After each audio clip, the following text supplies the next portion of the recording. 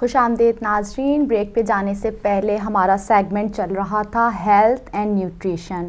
ہماری سسٹر نگہت نے بہت ہی بہترین جو ہے بینگن کا بھرتا بنانے کی ترکیب بتائی ہے جو کہ بہت فائدہ مند بھی ہے. میں یہی گزارش کروں گی کہ جو بینگن نہیں کھاتے ہیں وہ آج سے بینگن کھانا شروع کر دیں. ایک تو بہت مزیدار سا بھرتا ہے اور اسپیشلی خواتین کے لیے بینگن کھانا بہت ضروری ہوتا ہے کیونکہ اس میں وائٹامن کے بہت بھرپور طریقے سے اس کے اندر ہوتا ہے. ساری سبزیاں جی بالکل خواتین کے لیے بہت اچھا ہے جو بینگن ہے. جی ناظرین، اب وقت ہو چکا ہے ہمارے پروگرام کے لاسٹ سیگمنٹ کا جس کا نام ہے ہم اور ہمارے ناظرین. آپ کا وقت شروع ہو چکا ہے ناظرین. اب آپ ہمیں فون کالز کیجئے. امام کی بارگاہ میں جو بھی آپ عقیدت پیش کرنا چاہ رہے ہیں وہ آپ پیش کر سکتے ہیں اپنے فون کالز کے ذریعے. تو جی سسٹر، آپ کچھ کہنا چاہ رہی تھیں امام کے متعلق؟ جی کیونکہ بالخصوص یہ پروگرام جو ہے امام جعفر صادق کی زندگی کے بارے میں ہے اور ان کی شخصیت کے بارے میں ہے، تو ہم یہی التماس کریں گے کیونکہ یہ آپ کا سیگمنٹ ہے مہمانوں کے ہمارے ناظرین کے ساتھ کہ وہ زیادہ سے زیادہ فون کالز کریں، اور اگر کوئی اپنی کسی طرح کا کوئی قول امام کا یا کوئی کسی قسم کا کوئی روایت جو کوئی آپ کو ان کے بارے میں علم ہے اگر ہمارے ساتھ شیئر کرنا چاہتے ہیں تو ضرور فون کیجئے.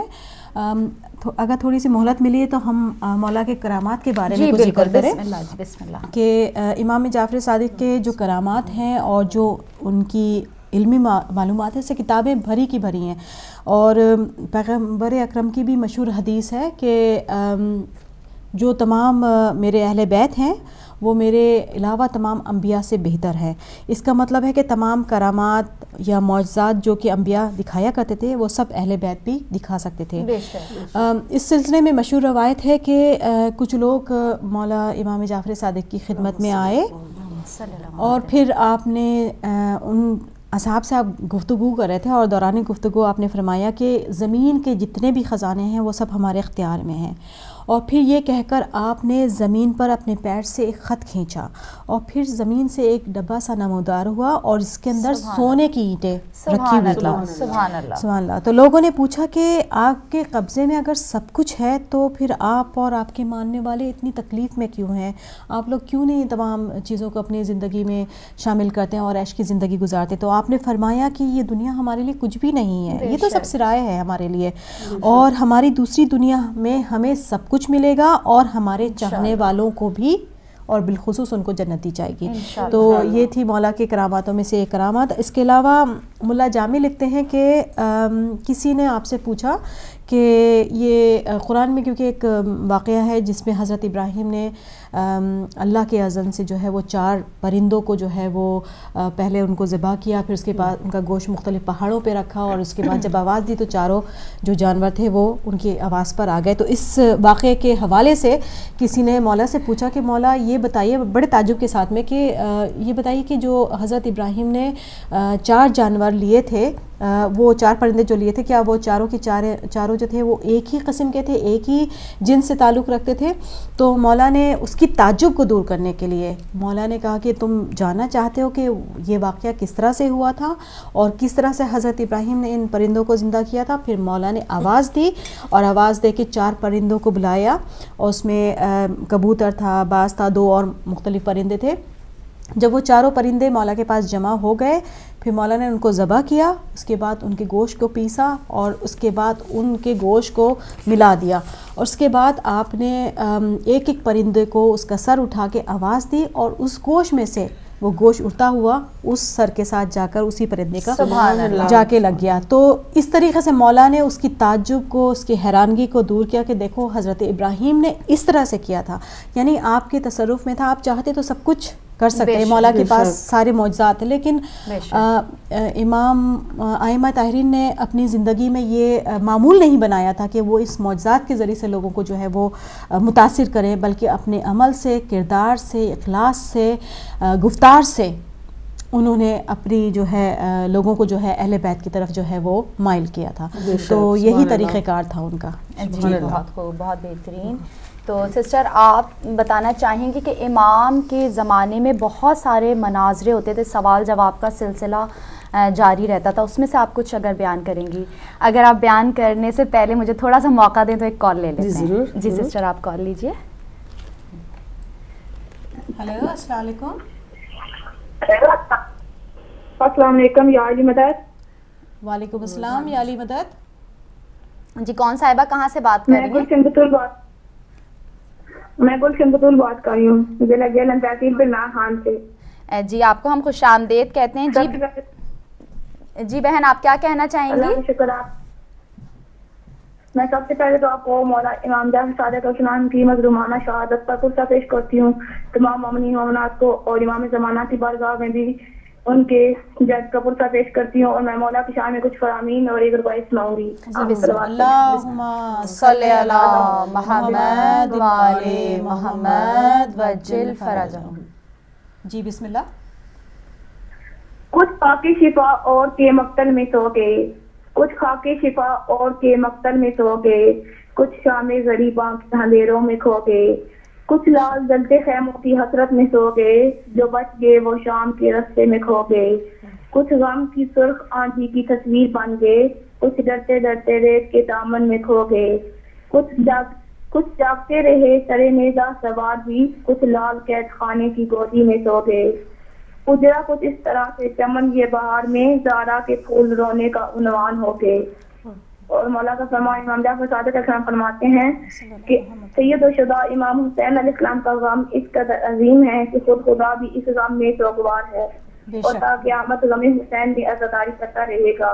अल्लाह ताला हर चीज से बेनियाज है लेकिन ज़िक्र हुसैन से बेनियाज नहीं है। किताब का नाम नूरुल अज़ा, सफ़र नंबर 122। और मौला फरमाते हैं इमाम जाफर सादिक अलैहिस्सलाम नमाज का तशद्दुद इस तरह पढ़ते थे, अशहदु अन्ना नेमतल्लाह व अन्ना मुहम्मद नेमत रसूल व अन्ना अली इब्न अबी तालिब अलैहिस्सलाम नेमल वली। किताब का नाम बिहारुल अनवार, जेल नंबर 84, सफ़ा नंबर 208। कमाल उद्दीन बेवलायत अमीरुल मोमिनीन, सफ़ा नंबर 543। और मेरे भाई की सेहत के लिए भी दुआ करिए क्योंकि मेरे भाई का एक्सीडेंट हुआ था ईद वाले दिन। और मेरे अब्बू की बुलंदी दुआ कीजिएगा, उन्हें 2 साल हो गए हम फौत हो गए, तो दुआ में याद रखिएगा। और मेरे घर के लिए भी बहुत बहुत दुआ कीजिएगा मौला के सदक़े में, और दुआ में याद रखिएगा। बहुत बहुत शुक्रिया जी, बहुत शुक्रिया, खुदा हाफिज़। बहुत शुक्रिया। अल्लाह मियां आपके मरहूमीन की मग़फ़िरत करे और आपके भाई को सेहत तंदुरुस्ती अता फरमाए और आपको जज़ाए खैर अता फरमाए। तो जी सिस्टर आप क्या कहना चाहती थी मज़ाहिर के बारे में? ये तारीख़ी मुसल्लमात में से है कि जनाब अबू हनीफ़ा हज़रत इमाम मोहम्मद बाक़र अलैहिस्सलाम और हज़रत इमाम जाफ़र सादिक अलैहिस्सलाम के शागिर्द थे और अक्सर आपके पास हाजिर हुआ करते थे। और ये होता रहता था कि आप उनका इम्तिहान लेकर उन्हें फ़ायदा पहुँचाया करते थे। तो एक दफ़ा का ज़िक्र है कि जनाब अबू हनीफ़ा हज़रत की खिदमत में हाजिर थे। आपने पूछा कि ए अबू हनीफ़ा ये बताओ कि खुदावंद आलम ने आँखों में नमी, कानों में तलखी, नाक के नथनों में रतूबत और लबों में शीरीनी क्यों पैदा की? उन्होंने काफ़ी गौर व खौज़ के बाद कहा कि या हज़रत मुझे इसका इल्म नहीं है। आप सल्लल्लाहु अलैहि वसल्लम ने फरमाया अच्छा मुझसे सुनो, आँखें चर्बी का ढेला हैं, अगर इनमें शोरियत और नमकीनी ना होती तो पिघल जाती। सॉरी सिस्टर आपको यहाँ पर हम रोक रहे हैं क्योंकि एक कॉलर जो है वो वेट कर रहे हैं। हेलो अस्सलाम वालेकुम। जी अस्सलाम वालेकुम। वालेकुम अस्सलाम। मैं मैनचेस्टर से मिसेस रिजवी बोल रही हूँ। जी आपको बहुत खुशामदीद कहते हैं। जी बहन आप क्या कहना चाहेंगी? जी सबसे पहले तो मैं आपको और अपने इमाम वक्त को इमाम जाफर सादिक का पुरसा पेश करती हूँ। जी इसके बाद अगर आपकी इजाजत हो तो मैं इमाम की शान में कुछ पेश करूँ। बिस्मिल्लाह। अल्लाहुम्मा सल्ली अला मुहम्मद व आले मुहम्मद वज्जिल फरजहुम। सदाकत नाज करती है, इमामत ऐसी होती है, खुदा खुद नाज फरमाए, शरीयत ऐसी होती है। सुभान अल्लाह। इमाम जाफर सादिक सदाकत का फलक ठहरे, लक़ब ही पड़ गया सादिक, सदाकत ऐसी होती है। सुभान अल्लाह। खजाना इल्म का वो दोनों हाथों से लुटाते थे, सखी कहते हैं हम इसको, सखावत ऐसी होती है। सुभान अल्लाह। सुभान अल्लाह। है तारीख़ विलादत एक इनकी और मोहम्मद की, नबूवत और इमामत में मोहब्बत ऐसी होती है। सुभान अल्लाह। सुभान अल्लाह। जरूरी है हवा जैसे बकाए जिंदगानी को, ہمیں اپنے اماموں کی ضرورت ایسی ہوتی ہے. سبحان اللہ سبحان اللہ. یہاں آؤں کہ یہ بے زر کو بھی بوزر بناتے ہیں, سمجھ میں پھر کہیں آئے گا دولت ایسی ہوتی ہے. سبحان اللہ سبحان اللہ, ماشاء اللہ, بہت خوب. شکریہ آپ کا. آپ کا اللہ حافظ. اللہ حافظ. آپ کا بھی بہت شکریہ. آپ کو بھی خدا جزا خیر دے. خدا آپ کو بہت علم میں آپ کے اضافہ کرے امام جعفر صادق علیہ السلام کے صدقے میں. الہی تو جی سسٹر آپ اپنے اس کے جاری رکھیں. جی ہاں, میں آپ کو بتا رہی تھی کہ امام جعفر صادق علیہ السلام نے جو ان سوالات کے جواب دیے کہ آنکھیں چربی کا ڈھیلا ہیں, اگر ان میں شوریت اور نمکینی نہ ہوتی تو پگھل جاتی. کانوں میں تلخی اس لیے ہے کہ کیڑے مکوڑے نہ گھس جائیں, اور ناک میں رطوبت اس لیے ہے کہ سانس کی آمد و رفت میں سہولت ہو اور خوشبو اور بدبو کا احساس ہو. سبحان اللہ. اور لبوں میں شیرینی اس لیے ہے کہ کھانے پینے میں لذت محسوس ہو. سبحان اللہ. پھر آپ نے پوچھا وہ کون سا کلمہ ہے جس کے پہلے سے کو پڑھنے سے کفر اور دوسرے پر ایمان کا فتویٰ لگ جاتا ہے. بے شک. انہوں نے عرض کی مجھے علم نہیں. آپ علیہ السلام نے فرمایا وہ وہی کلمہ ہے جو ہم ہر روز پڑھتے ہیں, جو دن رات پڑھتے ہیں. سنو, لا الہ کفر ہے اور الا اللہ ایمان ہے. بے شک. سبحان اللہ. اور اس کے علاوہ میں آپ سے شیئر کروں گی ایک ہندی طبیب کے بارے میں جن کا ایک مکالمہ ہوا تھا امام جعفر صادق علیہ السلام کے ساتھ. تو اس موقع پر ایک ہندی طبیب سے تبادلہ خیالات کرتے ہوئے آپ علیہ السلام نے فرمایا سر پر بال اس لیے ہیں کہ ان کی جڑوں سے تیل دماغ تک پہنچتا رہے اور دماغ گرمی اور سردی سے محفوظ رہے. سبحان اللہ. پیشانی بالوں سے اس لیے خالی ہے کہ اس جگہ سے آنکھوں میں نور پہنچتا ہے. سبحان اللہ. اور پیشانی میں لکیریں اس لیے ہیں کہ سر سے جو پسینہ گرے وہ آنکھوں پر نہ پڑے, بلکہ اس لیے آنکھوں پر قرار دی گئی کہ آفتاب کی روشنی ضرورت کے مطابق ان پر پڑے اور بوقت ضرورت بند ہو کر آنکھ کی حفاظت کر سکے. سبحان اللہ. اللہم صلی علی محمد وآلِ محمد وعجل فرجہم. بہت خوب ماشاءاللہ سے.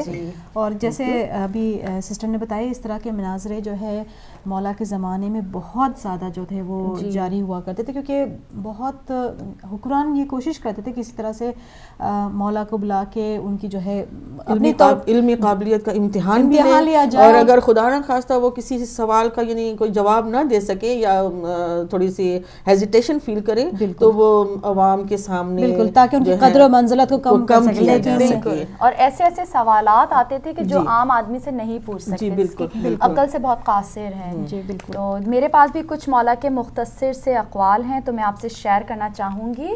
امام جعفر صادق علیہ السلام. صدف بس ہم دوبارہ اپنے ناظرین کو یہ کہنا چاہتے ہیں, آپ ضرور اس کو پیش کیجیے گا, لیکن کہ یہ آپ کا وقت ہے, آپ لوگ اس پروگرام میں حصہ لیجئے اور آپ اپنی طرف سے جو بھی مولا کے حضور میں ہدیہ کرنا چاہتے ہیں تو ضرور پیش کیجئے, کیونکہ یہ بالخصوص امام جعفر صادق کا پروگرام ہم نے یہ مرتب کیا ہے ان کی شہادت کے سلسلے میں. تو ان کا کوئی قول, کوئی حدیث, کوئی روایت جو بھی آپ پیش کرنا چاہیں وہ پیش کر سکتے ہیں. یہ بھی ایک صدقہ جاریہ ہوتا ہے کہ اگر آپ کسی کو ایک قول سنا دیں اور کسی کے دل پہ لگ جائے کوئی قول. تو جی امام فرماتے ہیں کہ جھوٹ ایمان کی خرابی کے باعث وجود میں آتا ہے. جھوٹ ایمان کی خرابی کے باعث وجود میں آتا ہے. اگر آپ خدا نہ خواستہ جھوٹ بول رہے ہیں تو اپنا آپ جائزہ لیجئے کہ آپ کا ایمان کتنا ہے, آپ کتنے ایماندار ہیں. اگر آپ کی زبان سے خدا نہ خواستہ جھوٹ نکل رہا ہے تو بہت کوشش کیجئے کہ کبھی آپ کی زبان سے کوئی جھوٹ نہ نکلے. چاہے آپ بہت سے لوگ مذاق میں بھی جھوٹ بول دیتے ہیں, لیکن کیا ہوتا ہے کہ جو فرشتہ ہے لکھنے والا, رائٹ ہینڈ والا ہے, لیفٹ ہینڈ والے ہیں, وہ فوراً لکھ دیتے ہیں. ان کو نہیں پتا کہ یہ مطلب مذاق ہو رہا ہے یا کیا ہو رہا ہے. جھوٹ از جھوٹ, عادتاً جھوٹ بول دیتے ہیں اور محسوس نہیں ہوتا کہ جھوٹ بول رہے ہیں. جی جھوٹ کے معاملے میں معصومین کا قول ہے کہ جھوٹ بولنے والے کی سب سے بڑی سزا کیا ہے؟ سب سے بڑی سزا اس کے لیے یہی ہے کہ اس کی سچی باتوں پر بھی لوگ بالکل یقین نہیں کرتے. تو یہ اس کے لیے ایک طرح سے سمجھے کہ یہاں سے ہی تباہی شروع ہو جاتی ہے. دنیا کتنی عذابناک بن جاتی ہوگی کہ آپ سچی بات بھی کر رہے ہیں لیکن لوگ یہ سمجھ رہے ہیں کہ آپ جھوٹ بول رہے ہیں. بالکل. تو اچھا, دوسرا قول مولا کا ہے کہ مومن ڈرپوک لالچی اور بخیل نہیں ہوتا. مومن ڈرپوک، لالچی اور بخیل نہیں ہوتا. تو اپنے آپ کو اتنا طاقتور بنائیے، بالکل ڈرپوک نہیں بنائیے اگر آپ اپنے آپ کو مومن کہتے ہیں. اچھا، تیسرا قول مولا کہہ رہے ہیں خداوند عالم حلیم اور با حیا شخص سے محبت کرتا ہے. جی سسٹر، اس کے بارے میں آپ کیا کہنا چاہیں گی؟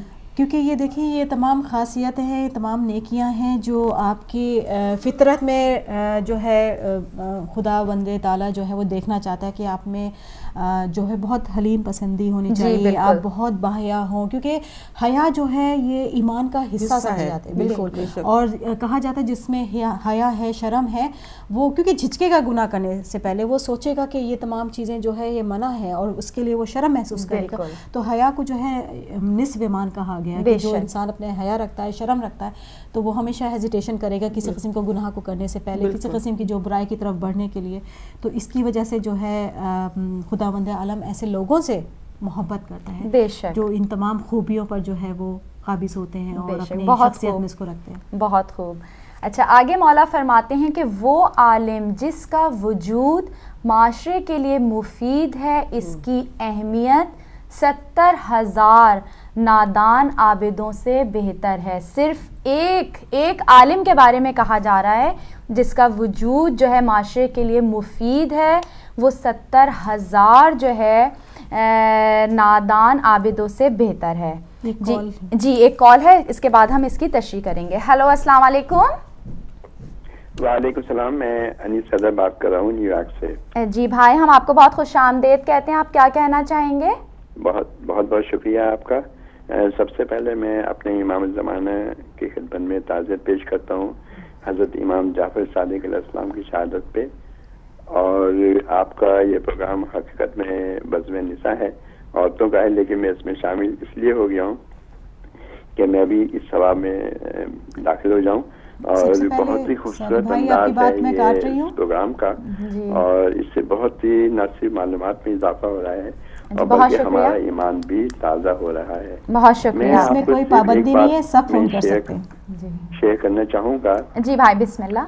امام جعفر صادق علیہ السلام جب درس دیا کرتے تھے تو ہزاروں طالب علم ہوتے تھے جو کہ درس لیتے تھے. وہ ہر اس میں علوم میں درس دیتے تھے، فقہ اور سائنس، ٹیکنالوجی، جو بھی ہے درس اس میں ہوا کرتا تھا. لیکن جب وہ درس ہوتا تھا تو ان کے جہاں پہ وہ ممبر پہ تشریف فرما ہوتے تھے تو وہاں پہ پیچھے ایک عبارت لکھی ہوئی ہوتی تھی عربک میں، اور اس کا مفہوم یہ تھا کہ یتیم وہ شخص نہیں ہے جو کہ اپنے باپ سے محروم ہو گیا ہو، اس کا باپ نہ ہو. اصل یتیم وہ ہے جو علم و ادب سے محروم ہو جائے. بہت ہی خوبصورت بات ہے یہ. حقیقت میں علم و ادب سے جو محروم ہو جاتا ہے وہی یتیم ہے. بے شک. تو ہمیں جو امام جعفر صادق علیہ السلام نے علم کے بارے میں توجہ دی ہے، بلکہ ہر امام نے، یہاں تک کہ قرآن شریف کی پہلی آیت جو ہے وہ بھی الگ ہے، سورہ الگ ہے، اور اس میں بھی علم کے اوپر ہی زور دیا گیا ہے. تو ہمارا تو واقعہ یہ بنتا ہے کہ ہم پہلے علم حاصل کریں، اور علم حاصل کرنا بے حد ضروری ہے. اگر بغیر علم کے نہ ہم اہل بیت کو پہچان سکتے ہیں اور نہ ہی ہم خدا کو پہچان سکتے ہیں. بغیر علم کے آدمی بالکل ہی بیکار ہے، جس کا کوئی مصرف نہیں ہے. اور خدا یہ کہتا ہے کہ خدا یہ پوچھے گا کہ ہم نے تمہیں کیوں پیدا کیا تھا، ہم نے تمہیں عبث تو نہیں پیدا کیا تھا. تو ہر چیز کا سوال ہم سے خدا کرے گا. تو بہترین طریقہ یہ ہے، بس یہ آخری بات ہے، بہترین طریقہ یہ ہے کہ ہم علم حاصل کریں. اور علم حاصل کرنے کے لیے ہمارے پاس تو بے تحاشا خزانے موجود ہیں، اور سب سے بڑا خزانہ جو ہے وہ قرآن شریف ہے، جو بلاغہ ہے. اور قرآن شریف ایسا ہے، میں آخری بات کہنا چاہوں گا آپ سے کہ اگر اس قرآن شریف کو پڑھا جائے اور اس کے تفسیر کو باقاعدہ پڑھا جائے تو میں سمجھتا ہوں کہ انسان میں بہت زیادہ تبدیلی آ سکتی ہے.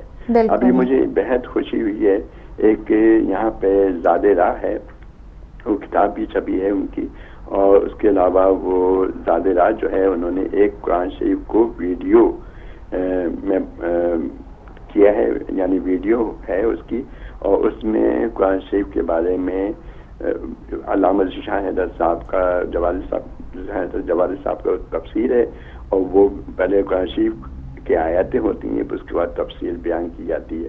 تو اس سے یقین کیجیے اتنا فائدہ ہوا ہے. بہت سی باتیں ہیں جو کہ ہم لوگوں کو نہیں پتہ تھیں، وہ اس کے بارے میں اب پتہ چلنا شروع ہوئی ہیں. میں آپ کا بہت بہت شکر گزار ہوں کہ آپ نے کافی وقت لیا. شکریہ. جی آپ کا بھی بہت بہت شکریہ. آپ نے پروگرام پسند کیا اور ہماری حوصلہ افزائی کی اور ہمارے بھی علم میں آپ نے اضافہ کیا ہے.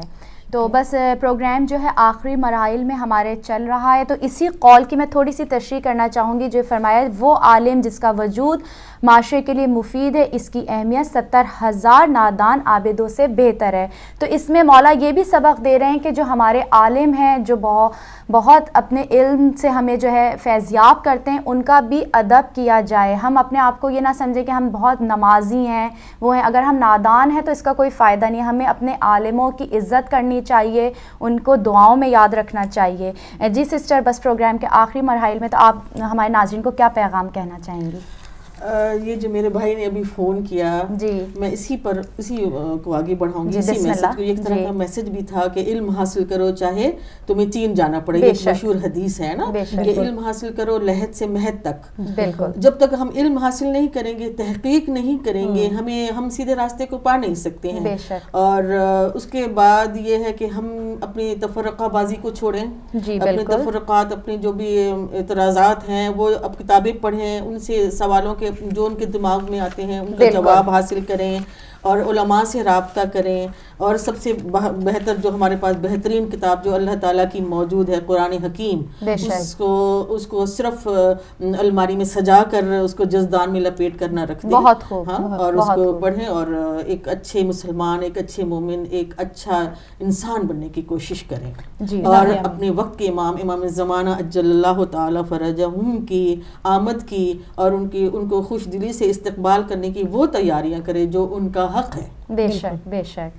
بہت شکریہ. میں آپ کے تہہ دل سے شکر گزار ہوں کہ آپ ہمارے پروگرام میں آئی اور ہمارے پروگرام کو زینت بخشی. جی سسٹر، آپ ہمارے مہمانوں کو کیا؟ بہت علمی گفتگو چل رہی ہے کیونکہ امام جعفر صادق کا یہ پروگرام ہے جنہوں نے علم کے لیے بہت زیادہ کوشش کریں. تو اسی حوالے سے میں یہ ان کا قول کوٹ کرنا چاہتی جو انہوں نے فرمایا کہ لوگوں میں سب سے بڑا عالم وہ ہے جس نے دوسرے کے علم کو اپنے علم کے ساتھ ملا کر ترقی کی ہو، اور لوگوں میں سب سے زیادہ قیمتی وہ ہے جس کا علم سب سے زیادہ، یعنی کس قدر علم کے بارے میں جو ہے مولا نے جو ہے اس کے بارے میں تاکید کری ہے. لیکن یہی میسج میں دینا چاہتی ہوں کہ ہم جن آئمہ کے ماننے والے ہیں ان کی حیات طیبہ کو ہم لوگ کم فہمی، کم نظری سے نہ دیکھیں بلکہ بصیرت کے ساتھ دیکھیں، اور پھر کوشش کریں کہ ہماری جو زندگی کی جو بہت سی رکاوٹیں ہیں، بہت سی پریشانیاں ہیں، اس بصیرت کی وجہ سے جو ہے جو ائمہ طاہرین کی زندگی سے ہمیں حاصل ہوگی وہ ختم ہو سکتی ہیں، اور اس کے علاوہ آخرت کی جو ہے نجات بھی اس طریقے سے ہم کو مل سکتی ہے. تو یہی میرا میسج ہے کہ ہم ان کی زندگی کو جو ہے وہ بصیرت کے ساتھ دیکھیں اور پھر ان کی جو تعلیمات ہیں ان کو اپنی زندگی میں لانے کی کوشش کریں. جی بہت شکریہ سسٹر آپ کا بھی. بس خدا سے دعا گو ہیں کہ جس امام کے لیے ہم نے آج پروگرام کیا اسی کے صدقے میں جو ہے ہم کو اور ہماری اولاد اور ہماری آنے والی نسلوں کو علم کی دولت سے مالا مال کر دے. اور جو ہمارے علماء ہیں، خاص طور پہ ہمارے ہدایت ٹی وی کے جو سربراہ ہیں مولانا عباس آبدی اور مسز عباس آبدی یعنی ہماری راضیہ بھابھی کو صحت، تندرستی اور لمبی حیات عطا فرمائے اور وہ ایسی ہماری سرپرستی کرتی رہیں. اور جتنا بھی ہم نے یہاں پہ درس دیا ہے اور لیا ہے ان سب قول پر ہمیں خود کو بھی عمل کرنے کی توفیق عطا فرمائے. خدا ہماری اولاد کو نیک اور صالح اٹھائے، ہر برائی، ہر خرابیوں سے ہماری اولاد کو بچا کے رکھے. ہمارے مرحومین کے گناہ کبیرہ، گناہ صغیرہ کو معاف فرمائے، اور جن کے ماں باپ زندہ ہیں ان کو صحت، تندرستی اور لمبی حیات عطا فرمائے. بحیثیت خواتین ہونے کے ہم اپنے گھر کو ایسے سنبھالیں، اپنی اولاد کی ایسی تربیت کر سکیں جس طرح سے خدا اور اس کا رسول چاہتا ہے. اور ہمارے امام زمانہ حجت القائمہ علیہ السلام کا جلد سے جلد ظہور الہی آمین. فرمائے تاکہ اس دنیا میں جتنے ظلم و ستم ہو رہے ہیں، جتنے مظلوم مومن اور مومنات ہیں، چاہے وہ پاکستان میں ہو، فلسطین میں ہو، عراق میں ہو، شام میں ہو، جہاں کہیں بھی پریشان حال ہیں، مولا آ کے ہم سب کی پریشانیوں کو دور فرمائے. الہی آمین. آخر میں دعا امام زمان علیہ السلام. بسم اللہ الرحمن الرحیم. اللہم کن لولیک الحجت ابن الحسن صلواتک علیہ وعلی آبائہ فی ہذہ الساعۃ وفی کل ساعۃ ولیاً وحافظاً وقائداً وناصراً ودلیلاً وعیناً حتی تسکنہ ارضک طوعا وتمتعہ فیہا طویلا برحمتک یا ارحم الراحمین. اللہم صلی علی محمد و آل محمد وعجل فرج